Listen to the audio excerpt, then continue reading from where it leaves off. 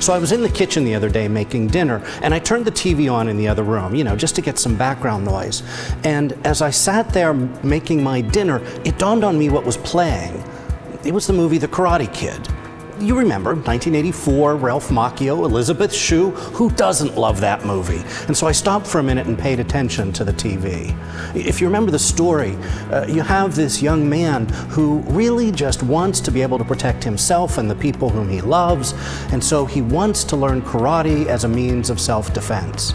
So he goes to Mr. Miyagi, who promises to teach him karate and sets him on a series of tasks. But the tasks Daniel gets aren't what he expected. He's asked to wax Miyagi's cars, to paint his fences, to sand his decks, and at the end of it all, Daniel is frustrated. What in the world are these things that you're asking me to do? How do they help me reach my goal of being able to practice karate? In our gospel today, the apostles, we might imagine, might have had the same question for Christ, because Jesus comes to them with some tasks of his own. This isn't the end of the gospel, where he sends them on mission to build the church. No, this is right in the beginning, and he tells them, essentially, I need you to go on a journey. But hey, don't pack any clothes. Don't take any food.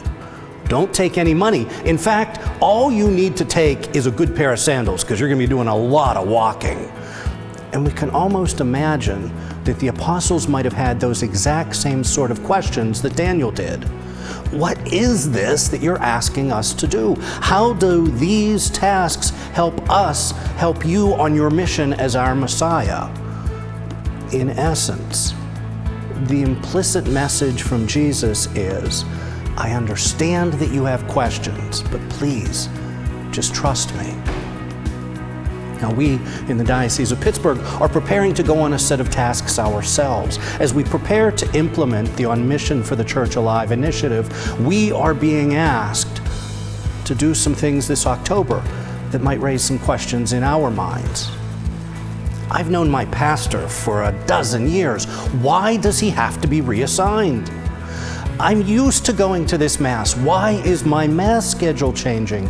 And in a way, it seems that Christ has the same request of us that he had of his apostles 2,000 years ago. I know you have questions, but just trust me. Now, interestingly, Daniel gets his answer. The apostles get their answers. When Daniel complains to Miyagi, he shows him that what he's been doing actually has been preparing him physically and mentally to practice karate.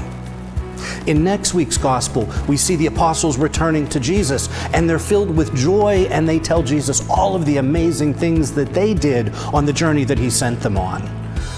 And I suspect if we trust in Jesus and in the church that he gave us, we'll find that our tasks this fall will set us towards our goal of greater evangelization, of ministering more effectively to our people and to all the people of God in our communities. We will find that if we trust in God, we will be building a community that evangelizes, that is vibrant, and that is alive in the Spirit of God. May God bless us all as we start on this path on mission for the Church Alive, of building a church that is vibrant, dynamic, and filled with the Spirit of God.